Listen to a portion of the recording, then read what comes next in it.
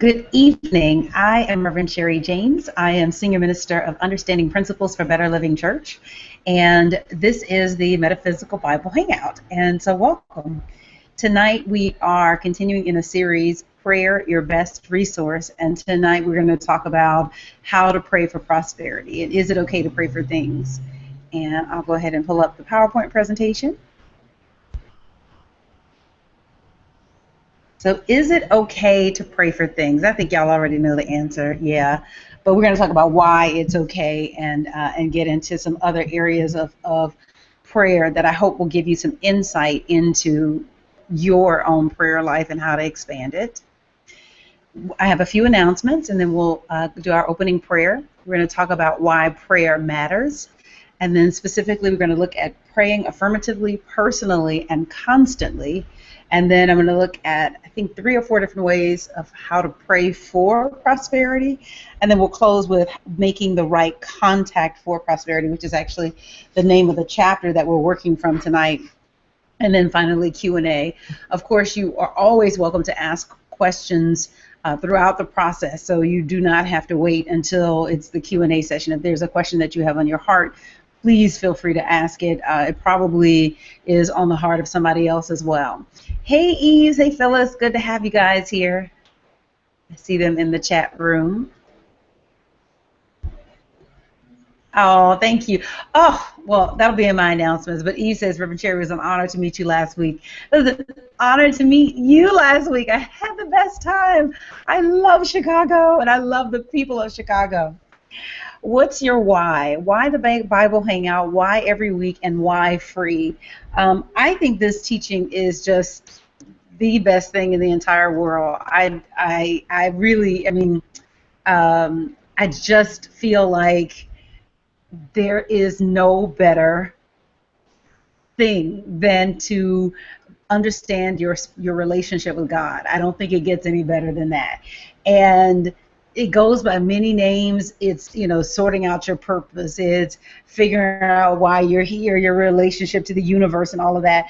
And the bottom line is that this is the most important work that you can do. And I just think that everybody needs to do it. And so I want to put this out on a public forum and give people an opportunity to have a dialogue about it, because it's a game changer. That when you realize that what you actually believe about God impacts your life, your world, your affairs, and everything, you really see how much and how important it is to figure out who and what God is for you.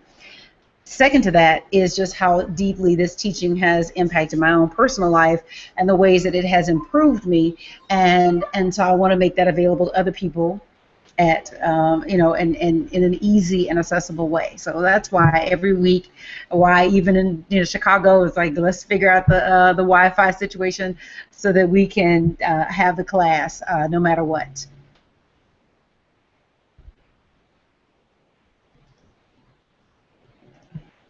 The Bible Hangout is free, but it does cost to bring it to you. And so I encourage you to consider making a gift. I will say this, because this came up last week. The gifts are not tax deductible. However, I'm in the process of integrating everything with Upchurch, and so we will reach a point where the gifts will be tax deductible, and I will make sure that you are aware of that, so that you will be able to, of course, claim a gift on your tax return. But just so that there's complete transparency, the gifts right now are not tax deductible, and I'm in the process of changing that so that your gift can be tax deductible, and I will let you know publicly and via email when that is in place. And I thank you, everyone who has already made a gift. I thank you for anyone who makes a gift. I'm very grateful for it, and I will make sure that you are aware when those gifts are tax deductible so that you may claim that on your tax return.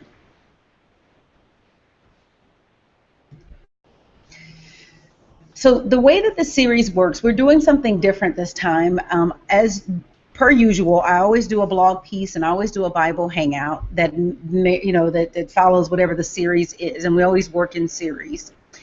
But this time what we're doing is a mastermind group, and I'm so excited. So on Wednesday nights, we started last night, on Wednesday nights we meet at 6 o'clock. It's a telecall, It's not recorded because it's a very intimate call. We're sharing personal details about the things that we're praying about. So it just didn't feel appropriate to record it. And we're following the mastermind prayer and supporting one another. And last night's call was just like power, just sheer power. So I'm really excited about this. The call is free. Anybody can join in. Just send me an email, Sherri@revsherri.com. Let me know that you're interested in doing it. I'm not sending it out via like my newsletter. I'm just sending it out from like my personal email address. So if you're interested and you want to get in on the call, send me your email. Let me know that you're interested, and I'll add you. And the call goes for about 45 minutes to an hour. We'll see. I think we've got a group of about 20 people for this call so far. And as we add, it may extend the call just a little bit, but we won't go over an hour. And the format is incredible. It's an amazing support. And I think the guy that you guys and you guys can comment if any comments from last night. But I think that it was just an excellent session, and it's a wonderful prayer tool that I want to equip you with so that you can go back to your respective communities and do this with your friends, your family, your loved ones, and share this teaching with them. Simple prayer method based on the understanding that where two or more are gathered, there I am in the midst of them, and so we stir up that gift of the mastermind, which is a synonym for God.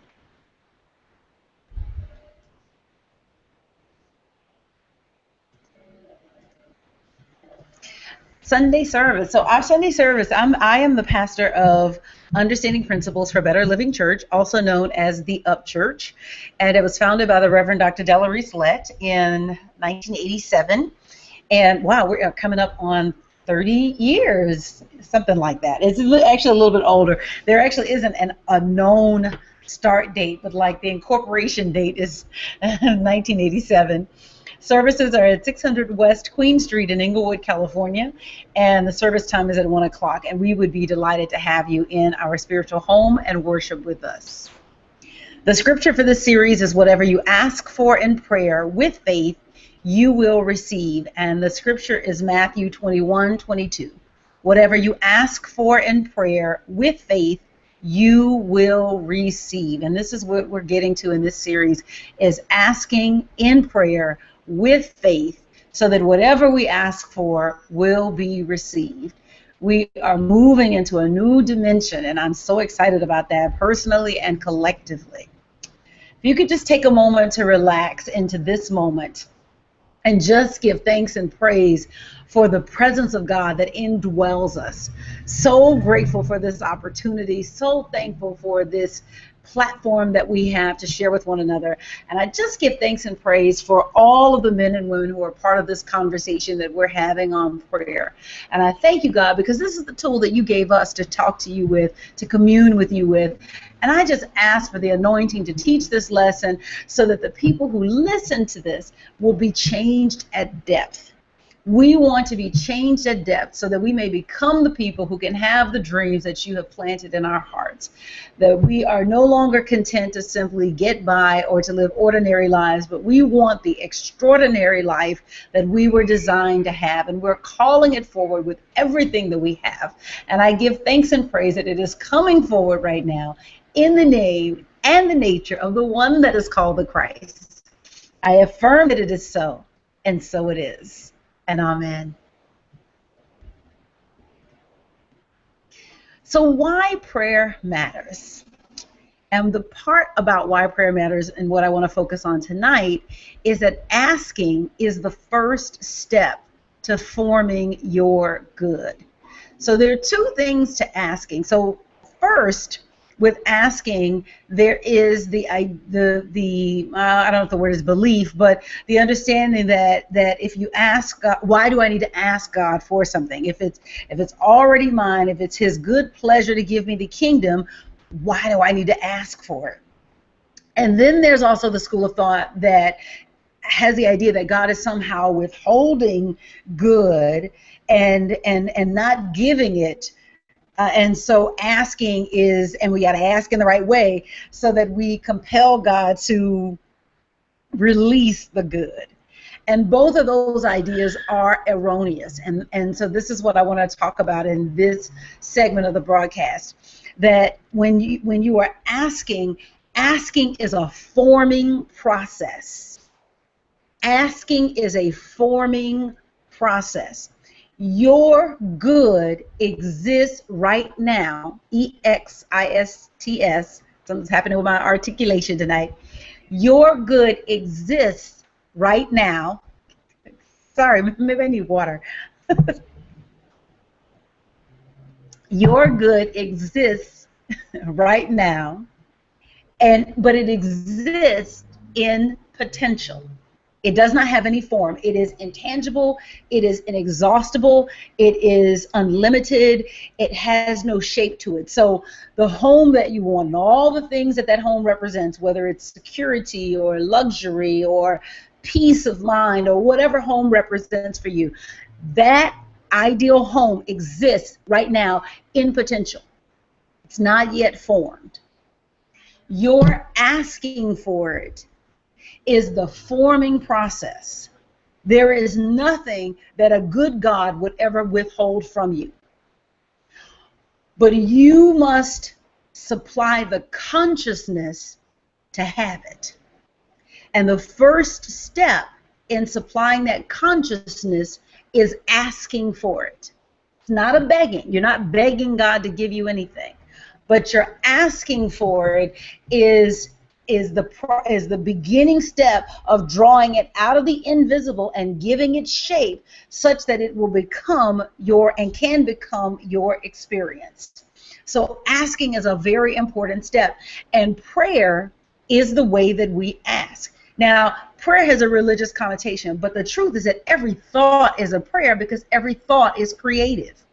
So every thought you think is forming something. It's drawing on the infinite and bringing it into expression just to the degree that you hold that thought in mind.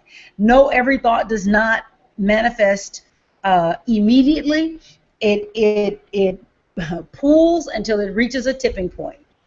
Somehow we understand this in business. We understand this when you're exercising in sports. We understand this in school, but for whatever reason, when we get to the realm of spirituality, it's like we dip into voodoo hoodoo land, and we don't want to believe that the same principle that manifests in all these other arenas also is at play here. And so the asking process is the beginning part of developing the consciousness. And as you continue to ask for it and to seek insight about it, you reach a tipping point as you begin to form the consciousness for it, and it falls out of the invisible and into the visible, and it becomes your experience. And the other piece of that is that you can have whatever you are willing to impress the subconscious mind with. If you are willing to be impressed by the riches of God, the luxuries of God, meaning you're not, well, what's the word, impressed. But when I say impressed, I mean like an impression, not like you stand in awe of something. But if you're willing to be impressed by the riches of God, then you may have the riches of God. Many of us have been willing to be impressed by much less than we are worth. We've been willing to be impressed by negative relationships. We've been willing to be impressed by limited financial experience. We've been willing to be impressed by that. And you have a choice as to what you allow your mind to be impressed by. And again, I'm using the word impressed, not as in standing in awe, but impressed like an impression. Any questions on that? I felt like it was very high level, and I need to kind of bring it down and make it make sense. Constance says impress like cookie dough. Yes, like a cookie cutter. In fact, that's how Johnny used to teach it, like the divine cookie dough, and your thought is like the cookie cutter that reaches into the invisible and presses out an expression in the shape of your thinking. That I am the thinker, that thinks the thought, that creates the thing. And if I won't think the thought, then the thing that I might want, if I'm not willing to think it and think positively about it and think that I can have it, then it cannot be mine. So prayer matters because it is the beginning stage of asking for what we want that already exists, but it's in potential. It does not yet have expression.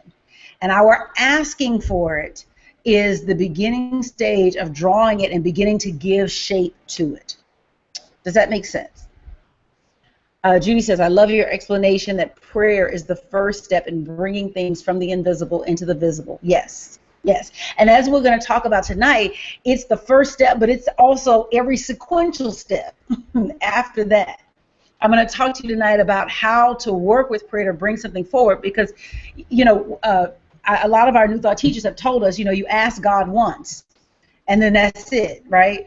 And not so much. I'm going to explain like what it means to pray daily about a situation and how you seek God for a particular situation and where you are seeking God on a daily basis about the same thing.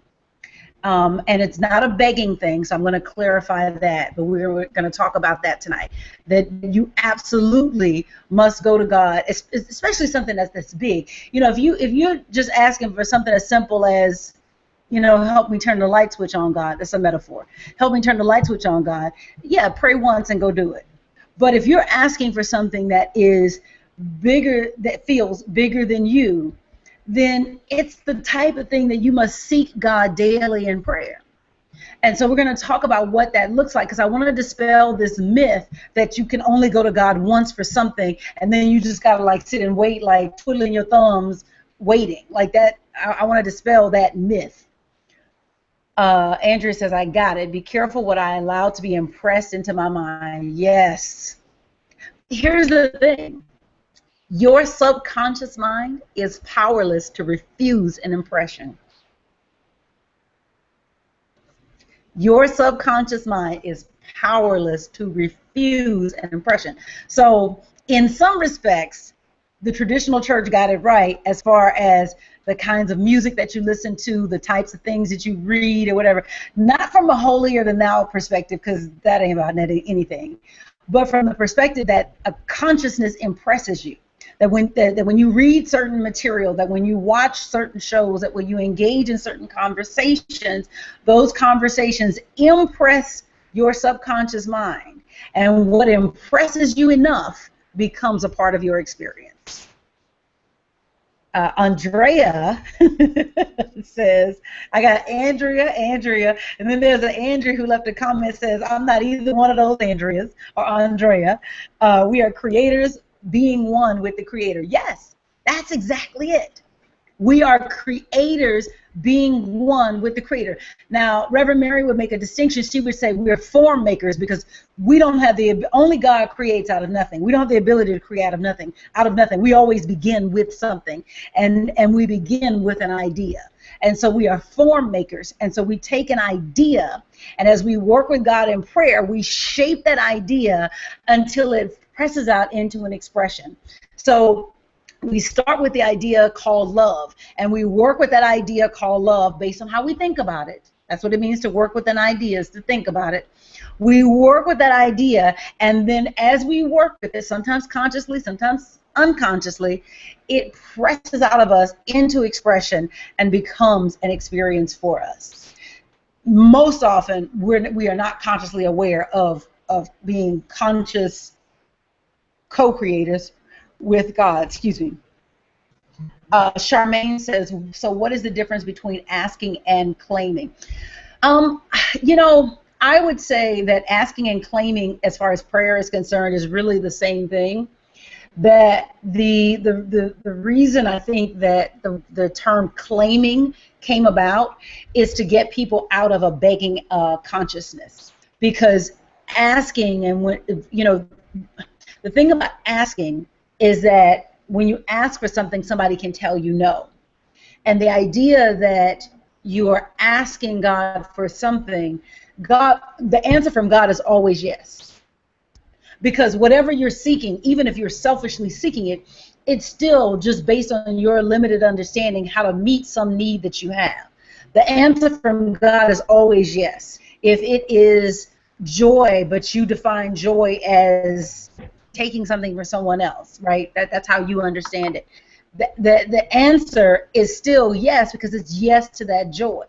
Now, you reap the consequences of taking from someone else, because you can't. There's no such thing, right? Meaning you take, but then you lose because you have now misdirected your energy.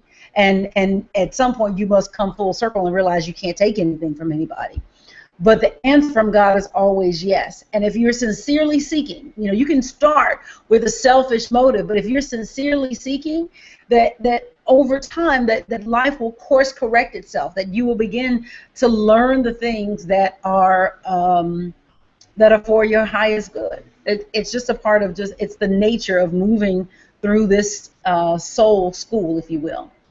But I don't, spiritually, there's not a difference between asking and claiming.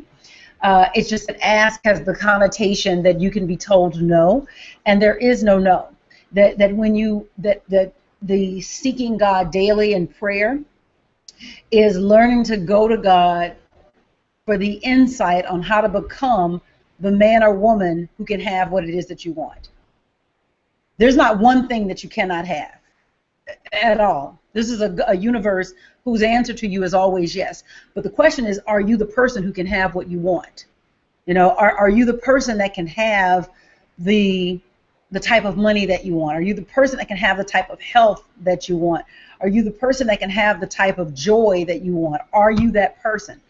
And when you seek God daily in prayer, what you are seeking are those incremental steps in becoming that person. None of this is an overnight process, but each day you receive a deeper and a deeper insight into who you must become in order to have what it is that you want. Does that answer your question, Charmaine? Marvin says, I think the object of prayer determines the method of prayer. I pray until I have achieved my goal. In unity, it is called holding thought. Yes. Yes.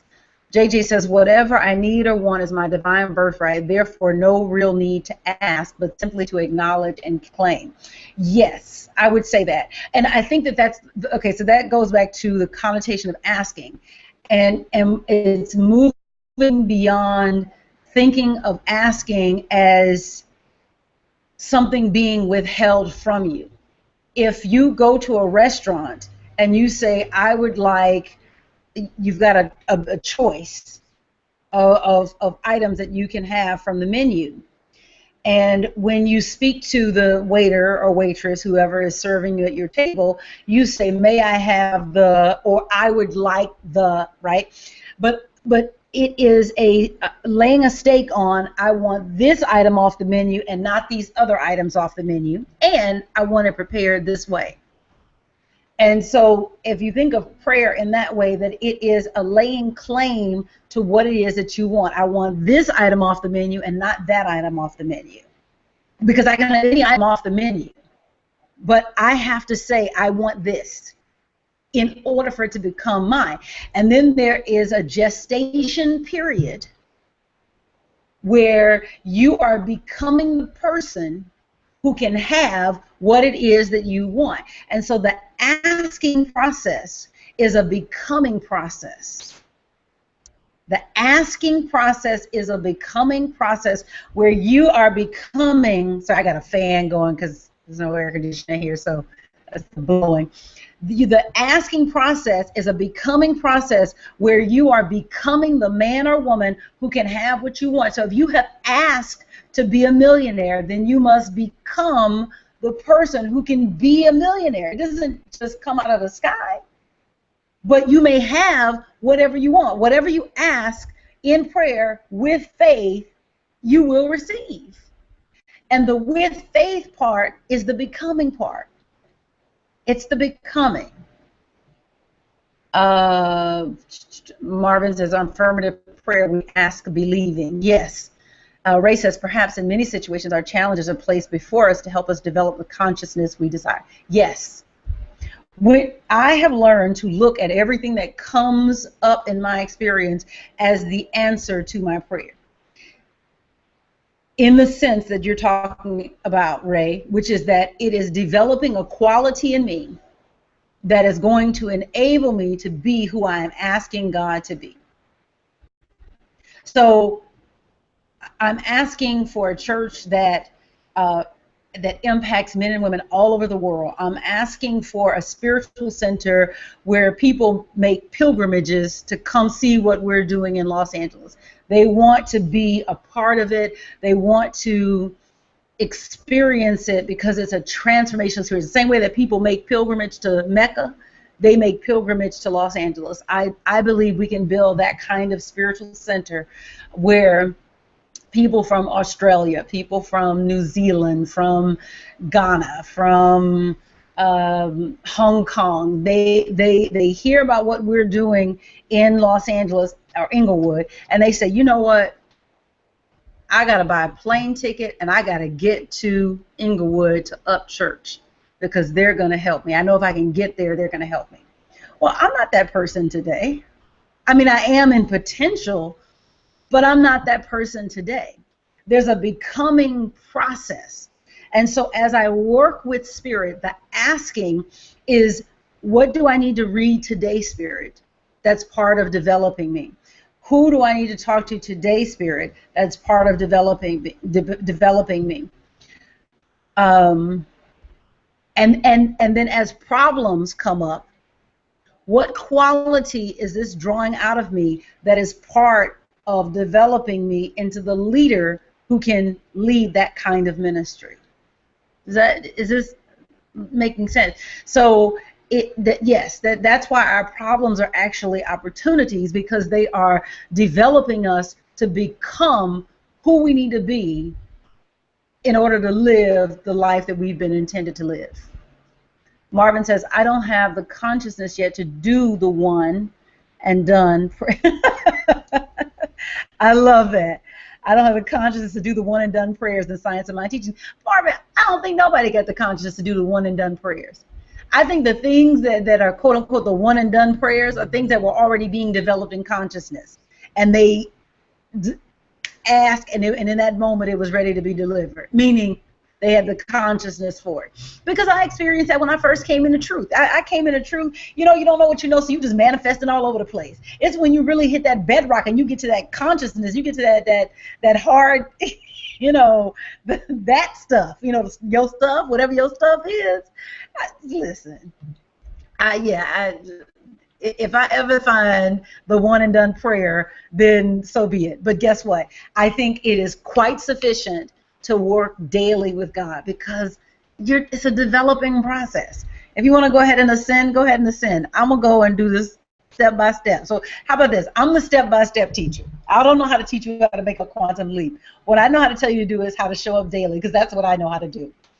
Charmaine said, yes, thank you. Good, good, good. Lynn said, thank you for the clarification about asking. Thank you, guys.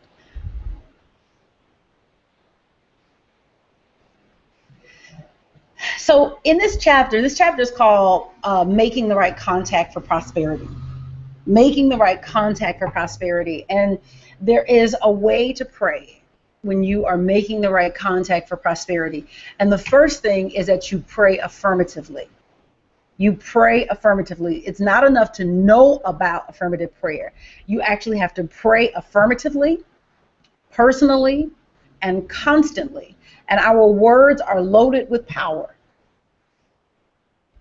And every word we speak goes out and returns as a multiplied result. Every word we speak. Okay, so how about this? Della would say all. You know all? Every word we speak goes out and returns with a multiplied result. So words spoken in haste, words spoken behind thoughtfully or mindfully. Every word spoken goes out and returns with a multiplied result. So when you pray affirmatively. So for example, last night in the mastermind call, one of the things that we did, and I thought it was so powerful, and the energy was just palpable, is that that we speak the word for one another. So there's a part in the mastermind prayer where each person gets an opportunity to make his or her request known to God and to the group. And then what we do once that person makes their request known. So for example, I would say, I am believing God for a new car. And then after that person makes a request, then everybody chimes in and affirms for them. I see you in that new car. You know what? An image just came to me of you driving down the street, and I can see a smile on your face. In fact, I hear you coming back to the group and telling us about the experience of you being gifted this new car. And so as that energy is just, it's powerful, that it's affirmative, right? And you could feel it as we were moving through the car. You could feel the energy drumming up, because that's what you do in prayer. You drum up. The scripture says it this way. It says, stir up the gift. You drum up the gift of God. You drum up that energy, and we stir it up between us. That's that affirmative prayer. The other thing is that you've got to pray personally. So, I don't know how to pray, what's the word, formally. My prayers are always like I'm talking to a friend. I try not to use a bunch of big words, because I love big words, but I try not to use a bunch of big words. Like, this prayer's got to work. Like, I don't need the prayer hung up on some 4 and 5 syllable words, monosyllabic. God, I need a new car. God, I need more money in my experience. In fact, I need $50,000 a month in income. Like, just let's get real clear and basic. This is what I am seeking, right? And so the prayer is personal. It's personal to what you need. God, I'm really tired of all this is how the Radical Gratitude Challenge came about. God, I'm really tired of all the vitriolic hatred that's going back and forth with this election. And I'm just feeling like there's got to be something that I can do that can make a difference. Radical Gratitude Challenge. There are people still taking the challenge today, which I think is like the coolest thing. My hope is that it continues. It's like the prayers are personal. What do you want to do? What do you want? I want a world where the energy is different. And I'm not going to wait until after the election, like whenever we're all, like, everybody's drenched and like, whoo, goodness, glad that election season is over. No, let's change this mess now. Let's change this energy now. I'm not waiting for November, whatever it is, for this energy to change. I'm talking change it now. And I mean that not just in terms of the election, but also in terms of everything else in my life. And so the prayer is personal. It's deeply personal. Aisha said, I hope I pronounced that right, Aisha. If I didn't, tell me. Do we have to be specific in our prayer?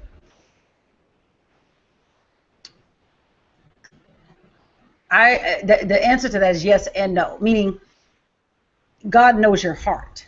So sometimes you don't know what to say. You don't know what like the night after it was after the Bible hangout, and the news had come out about Alton Sterling and Philando Castile, and I just didn't know what to pray. And I said that in my prayer to God, like, God, I don't even know what to pray. I don't know whether to pray for this to stop. I mean, yes, I want it to stop, but I don't know. I don't know what to pray. Like, it's just I'm numb. And so sometimes you can be in that space. It doesn't have to be a space of pain. It happened to be pain in that instance. But sometimes you may not know what to say. But the Spirit knows your heart, and the Spirit knows how to soothe and comfort you. And so in that moment, I just began to just ask for, right direction and right guidance. And there's got to be something that can be done, and it evolved from there. And then there are times when you know exactly what you want. God, I need the money to pay this bill, or I need these doctors to figure out what the heck is going on with me, and I needed them to do it now because I'm tired of the anxiety. So I think you find out what you need in the situation, but no, you don't have to always be specific. But I don't think it's a either or. I think it's a both and. I think it's whatever is needed for that moment. Uh, Andrea says, "Thank you, Rev. I have had one of those opportunities that was definitely there to teach me how to be the leader that I'm destined to be." Yes, I give thanks for all opportunities to grow. Kenesha says, "Is it safe that if you continue to pray about what you need, you will continue to need it?" Meaning safe to say. Um, okay, so continuing to come to God in prayer. Let me take some time and clarify that, because I think you ask a great question. So what you every day when you are coming, you're seeking a deeper realization. We would say it this way, we always say this in terms of a health issue, but it's true of any issue, that there's nothing to be healed, only God to be revealed. There's nothing to be healed, only God to be revealed.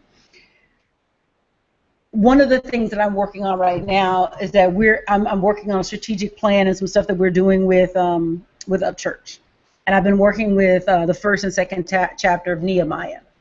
And what I've been doing is every day in my prayer time and praying about this issue with God, is I read that scripture and I come back to God for a new insight. And every day I'm getting a different piece of the puzzle. So if you go to God with a needy mindset, then yes, you are talking about keeping a consciousness where what you are asking for, just you stay in this asking state. But what I'm recommending is moving to a concept of becoming, where you are becoming someone. I'm becoming the leader who can lead the kind of organization that I believe God is calling me to lead. So when I am working with the scripture and praying about it, each day I'm looking for a new insight. Even though I'm reading the same passage of scripture, even though I'm dealing with the same issue, I'm seeking a deeper insight. And every day I'm getting deeper and deeper insights into what it is that I'm supposed to do and how it is that I'm supposed to move. And I'm also paying attention to what's happening to me throughout the day, because sometimes the answers don't come in the prayer. Sometimes the answers come and I'll be in another conversation with somebody else. They won't even know what I've been praying about, and they will give me a puzzle piece that they didn't even know they were giving me. That happened yesterday, where I've been in prayer about it, working with Nehemiah chapter 1 and chapter 2. Working on this strategic plan, trying to understand the direction of the church that God is asking me to go in, asking for the wisdom, the courage, all this, right? And I have a separate conversation with my friend, and she says something to me that she said, I don't even know why this came to me, but when it came, I just knew I had to say it, blah, blah, blah. She has no idea the personal work that I'm doing between me and God. So I hope that clarifies it for you, that I'm not, it is how you are coming at the issue every day. And are you coming from the same perspective where your need is not being met? Or are you coming believing that every day God is giving me a deeper level of insight, and that I will reach the point where it's time for me to take action? It's not yet time for me to take action. I'm still developing the conviction inside of me, working with God on it every day, getting little bits and pieces as much as my consciousness can hold. Andrea says, we are always praying for the consciousness to receive what we think we need. We're always asking, what do I need to do to garner this awareness of God as life, love, prosperity? We seek the awareness that the thing we seek is already ours. That's it. We seek the awareness that the thing we want is already ours. Because the moment that you see it as yours, how to get it becomes crystal clear. Any one of us could walk in anybody's kitchen and fix a hamburger. That's basic food, right? We can see it. We know exactly what to do. We ain't got to have a whole prayer meeting about it. We can see what to do. But if I didn't understand how to make a hamburger, then I've got to continually see it as something that I can have. And the moment that I have an awareness that it is mine, the plan presents itself instantaneously in terms of how to get it. There's no more lack of clarity around it. Marvin says, I pray for something, then I say this or something better. Yes, yes. I never want to be caught praying too small. Yes, that needs like a hallelujah stand. Like I need like a little, I need like a little animated like hallelujah dance. That's it. I do not want to be caught praying too small. Kanisha says, okay, that makes sense. Praying more affirmatively about it, already having it instead of needing it, whatever it is. Exactly. Exactly. Let me check for one more comment and we'll keep moving. Okay, great. So the first part of praying, how to pray for prosperity, is to invite prosperity through blessing. You invite prosperity through blessing. Now this is it's a type of affirmative prayer. The thing about blessing is that whatever you bless will increase. Whatever you bless will increase. And I want to say this about blessing.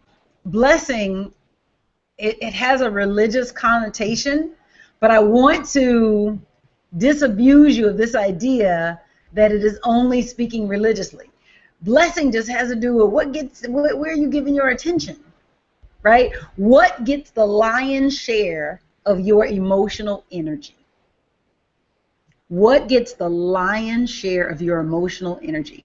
Because blessing is a conference of your emotional energy onto a person, place, or thing.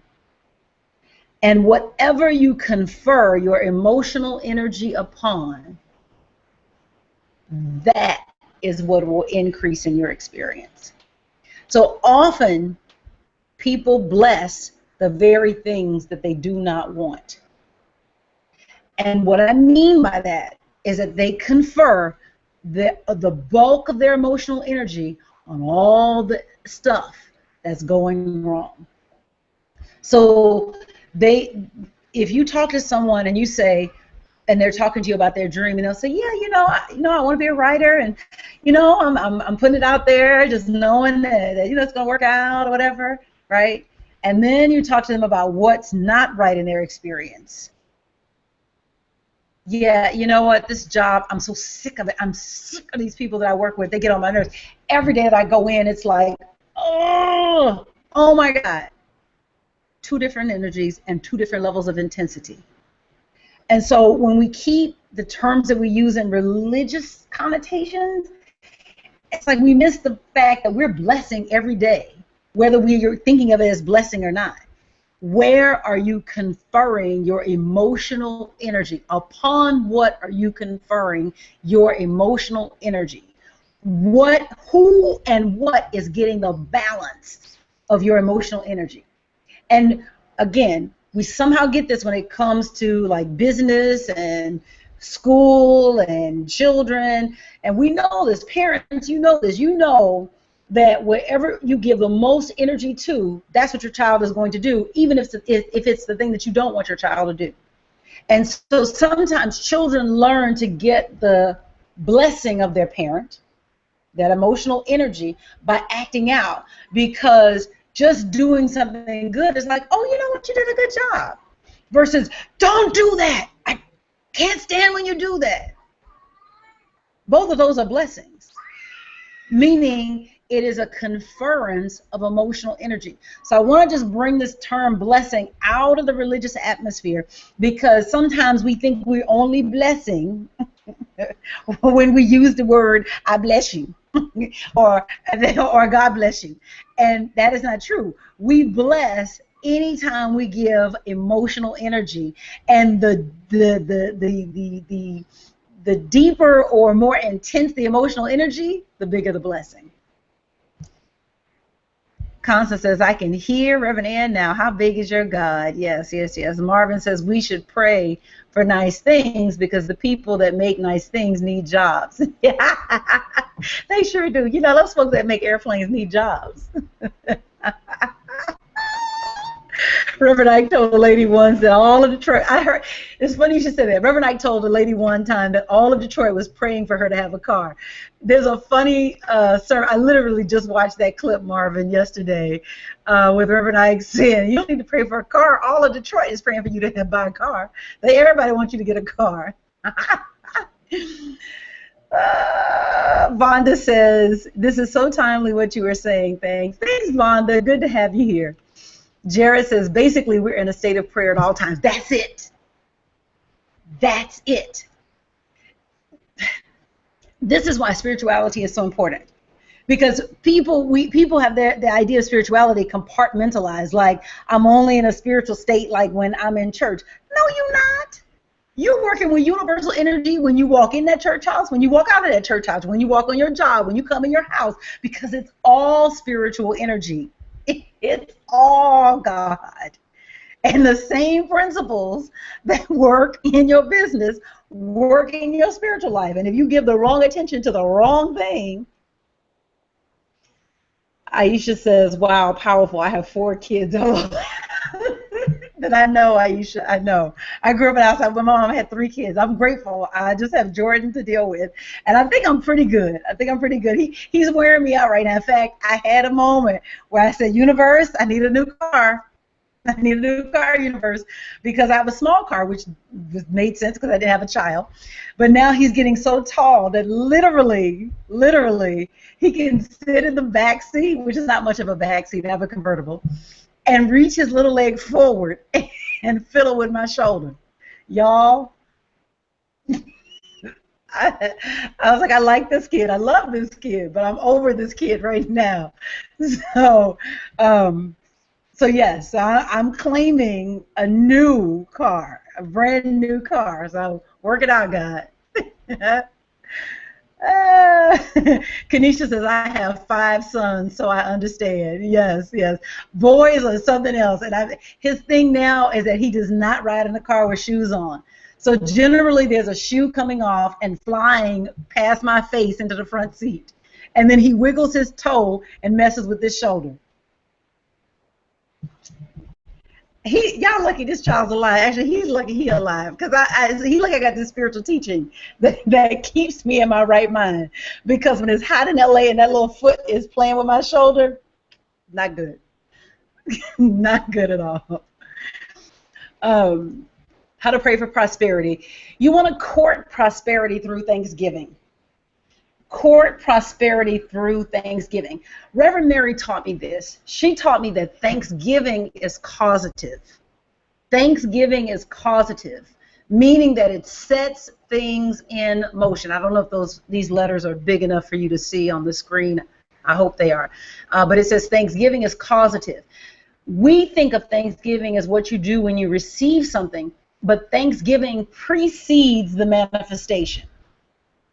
Thanksgiving precedes the manifestation. So you cannot have what you cannot see. Thanksgiving conditions your eyes to see the good that is already present. So remember, everything you want already exists. The house you want already exists in potential. It has no form to it, right? It's got to be shaped by you. But it already exists. The car you want already exists. The love relationship that you want already exists. The health that you want already exists, right? It's already here in potential. You can have it to the degree that you give thanks for it.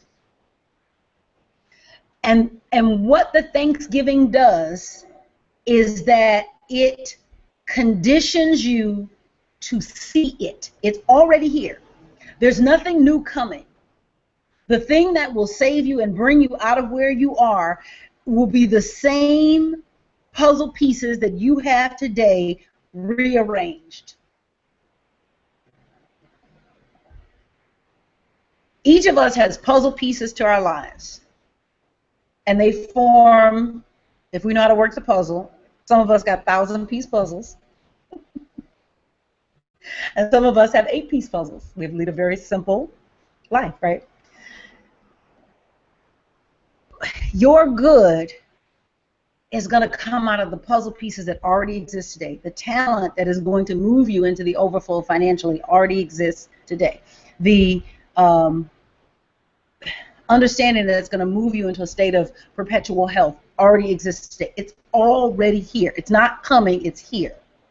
Your thanks conditions you to be able to see it right now.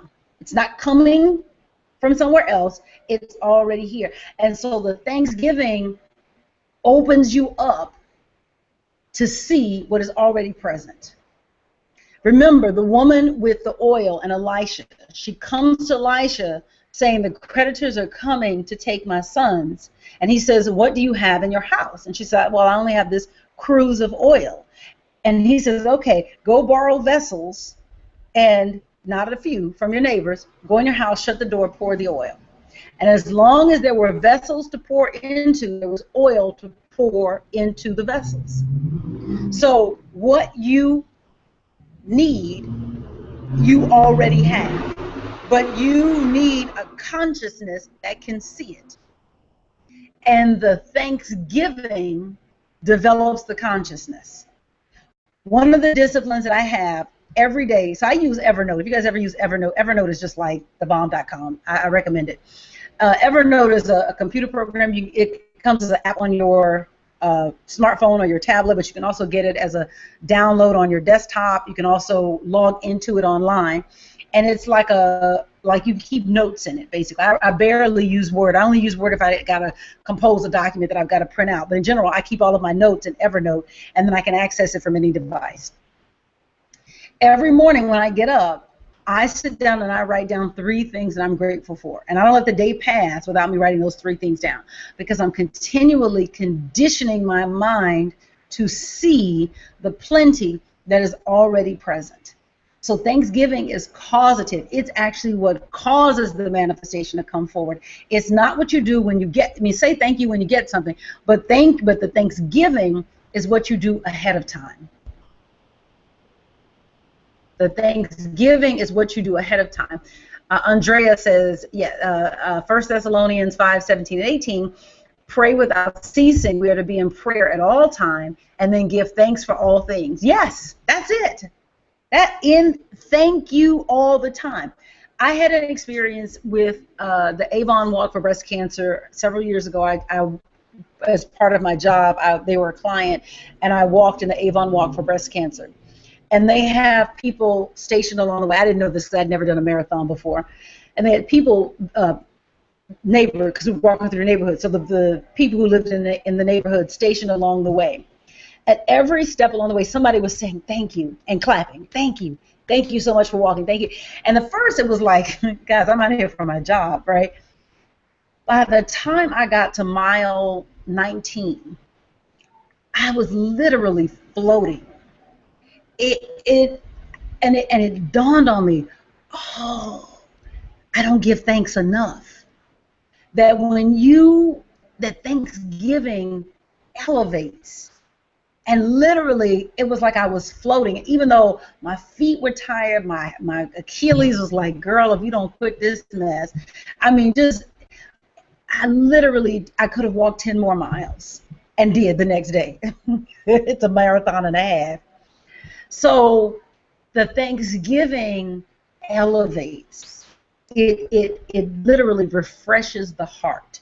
And so you invite or you court prosperity by developing a grateful or a thankful heart.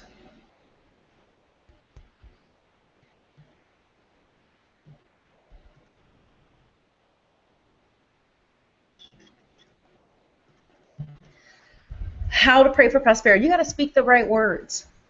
Everything and everybody prospers me. Everything and everybody prospers me now. Everything and everybody prospers me. Now, I'm going to tell you something. I'm in the middle of reading Titan. Titan is the biography, the latest biography published in 2013 of John Davison Rockefeller. This attitude that everything and everybody prospers me enabled Rockefeller to persevere through the early days of oil drilling that drove away other prospectors. everything and everybody prospers me. And it's not just that, it's also his childhood. So one of the great things about reading this biography is that it's humanizing this icon and letting me know that he and I got a lot in common, meaning in terms of like just things that he cares about or whatever. And so I am creating wealth in my mind and putting myself in the picture. Let me say that. Anyway, so I'm reading this biography, and one of the things that is fascinating is that he was essentially raised by a single mom. His dad was a jerk. His dad was a bigamist. He was a snake oil salesman. He would pretend like he had cures for cancer and would sell these like snake oils to people. And he operated under an assumed name. When Rockefeller's the oldest. When Rockefeller was born with his parents, the dad married his mom because his mom came from a little bit of money, not a lot of money, but just like a little bit of money. And so he ditched his girlfriend, Nancy Brown, in order to marry his mom, Eliza Davison. But he didn't get rid of the girlfriend. So after he marries Eliza, he moves Nancy in the house. And then proceeds to have children alternating between the two women. This man was like, he was a jerk. He was like jerk number one, like seriously. And the thing that distinguished Rockefeller and how he dealt with his father is that he was able to mentally compartmentalize his dad. And when he talked about his dad's dalliances and stuff that his dad did, he talked about it from the standpoint of how it set him up for success. Now think about that. Think about what you've been through. And he talks about, I mean, his dad was heinous. His dad raped one of the maids at one point. He was a hot mess. And John Davison, he was highly moral. That was one of the things that stood out about him. I mean, he gets a lot of criticism from Ida Tarbell, saying that he was unscrupulous in terms of business. But he was devoutly religious, and his Christian upbringing influenced how he did business. And so he was very, very big on paying people, and if a half a cent was due to him, he wanted it, and if a half a cent was due to the customer, he wanted the customer to have it. He was very, very ethical in terms of just how his business dealings, and coming up in that environment, which was a really bad environment. It created a lot of stability. They were always food insecure because what would happen is that his mom was basically illiterate, and so she couldn't go and work anywhere. And she had they had 5 kids from this man that she was raising, and she would go and run up a bill on credit at the local store. She didn't know when he was going to come back into town, and so he would blow back into town and settle the bill. So it was all this instability, and what he did with the anger around his father is that he channeled it and looked at it as the thing that prepared him for business. And when he talked about his dad, he talked about the experiences as training for him for what he was to do later in life. So everything and everybody prospers me. And so you think about the things that you didn't have, the things that you weren't brought up with or that you didn't have exposure to. And if you can see that everything and everybody prospers me now, it will enable you to move through whatever. And the thing about oil catting and that time period is that it was very hit or miss, and it was like in life or death. So, and it was hard to figure out how to drill the oil. Things that we take for granted today, they were figuring out how to do then. And what helped Rockefeller was this attitude that I'm working for something bigger, and everything and everybody prospers me. Now, those aren't words. That affirmation is from Catherine Ponder, but where I happen to be in the book mirrors this affirmation, and the author talks about his attitude and his ability to basically look at what he'd been through with rose-colored glasses as the thing that helped him move from debilitating poverty to being the richest man in the world.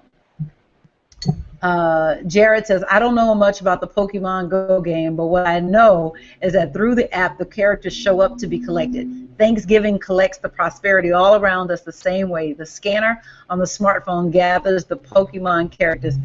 I like that metaphor, Jared. Yes, I say that. The Thanksgiving just gathers up all the prosperity all around me. I like that. That's awesome. That's an excellent, excellent, excellent analogy. Uh, Marvin says Andrew Carnegie had a very similar life story. Yes, yes, yes, yes, yes, yes. Hey, he's on the list too.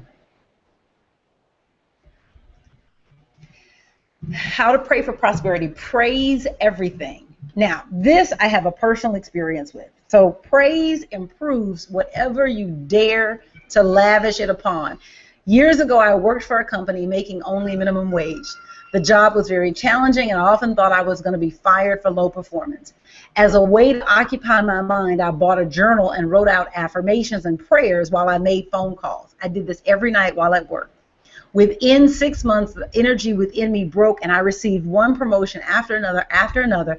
And over the course of the next 12 months, I continually moved up until I found myself in a corporate position with a real salary and full benefit. I didn't even realize what had happened until I was moving into my private office and ran across a few of my old journal entries where I literally wrote the words, "I am promoted quickly through the ranks." And what amazes me is that when I started at this company, I didn't even know that a corporate position with benefits even existed. It was a call center, and my highest aspiration was just to become a good caller and earn a great commission. Praise is going to raise whatever you dare to apply it to. Praise is going to raise whatever you dare to apply it to. It is a principle, and again, taking it out of the religious connotation, praise is whatever you give your attention to. So sometimes you are praising something and not even realize that you're praising it because it's simply just the conference of your attention. Whatever you give your attention to, it raises, it multiplies in your experience. If you, whatever you lavish it on, if you lavish it on all the things that are going wrong in your life, then guess what's going to multiply? All the stuff that's going wrong in your life. And this is not a spiritual philosophy that asks you not to handle your business. You have to pay your bills. You got to be ethical. You got to pay your bills. You got to deal with whatever debts you've got. But it is what has the bulk of your attention. What has the bulk? Because whatever has the bulk of your attention has your God energy. Whatever has it, and it's going to multiply. And so very often we think that we've got to give all of our attention to the problem, and really what we need to do is come up with a plan, work the plan, and withdraw the emotion from the problem and put it on what we do want. You need a plan, whatever that is. If the plan is, you know what, I'm going to pay $25 a month, and that's what I can afford, and y'all can be mad about it if you want to, but all I got is $25 a month, and that's what I'm going to pay. Bye. Take the emotion out of it, make it automated so you don't have to think about it, and go. And then go over here to where your dream is and give the bulk of your attention to your dream. Praise raises whatever you dare to put your attention on. Praise raises, praise increases. It is there's a law of increase, and whatever you give your attention to, it is going to increase. Period. No exceptions. Kenesha says, I love that analogy because my boys got me all around Inglewood catching Pokemon. I have just resisted the craze, all right? I have simply resisted it. Though there's a part of me that secretly wants to do it because I'm very much a video game person. But I actually made a commitment to myself because one of my favorite video games is Solitaire, and I committed to not play Solitaire until my personal income reaches a certain monthly amount. And when it does that, then I'll be like, you know what, okay, then now you can play Solitaire. But until then, cut that mess out. But Pokemon Go is very, very tempting, I have to say. Finally, make the right contact for prosperity. The only contact you ever need to make for your prosperity is spirit. The only contact you ever need to make for your prosperity is spirit. If you will get in touch with spirit, all other things will be drawn to you. To the non-believer, this phenomenon probably sounds like hocus pocus, and I assure you that it is not. Will there be physical action required to achieve your dreams? Absolutely. We live in and operate in a material universe. But this material universe is governed by spiritual laws. And the action you want to take must be inspired by spirit. All action does not produce results. You know this. You've been busy. Did it get you where you wanted to be? Some things you do is just you being busy. Instead, you want action that produces results. Only way to get that is God. Can you reason your way to success? Yeah, but there's a shortcut. You could simply take time to communicate and commune with the Spirit, and you can shortcut the time you spend doing. If you will invest time in making the right contact for prosperity, you will find that space that athletes call the zone. You do not need to guess your way to success. You can actually affirm the truth. Divine mind knows and divine mind shows. And so now it's time to do something. Are you making the right contact for prosperity? Are you taking that time and talking to the Spirit and understanding the right next action for whatever it is that you want? And then based on tonight's conversation, how can you adjust your prayers to invite prosperity?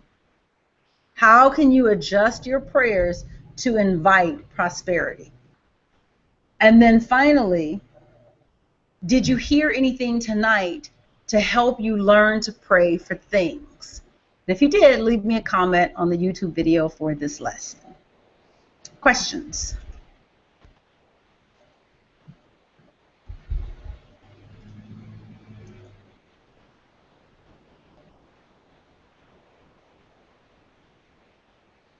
All right. Thank you, guys. All right. Next week, we are on Chapter 4, the potent prayers of praise and thanksgiving. So we talked about praise and thanksgiving tonight. We're going to drill down on praise and thanksgiving next week. The potent prayers of thanksgiving and praise. And in the edition that I have, it starts on page 36. Page 36 to page 47, so 10 pages.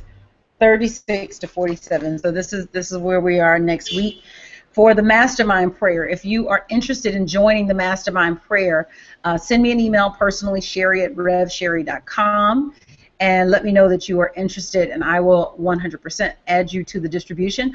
I'm not sending to join, I'm letting you know about it through the newsletter, but the communication about the prayer time, the phone number to dial into, all of that is coming from my personal email address. And so if you are interested, just shoot me a quick email and I will add you to that.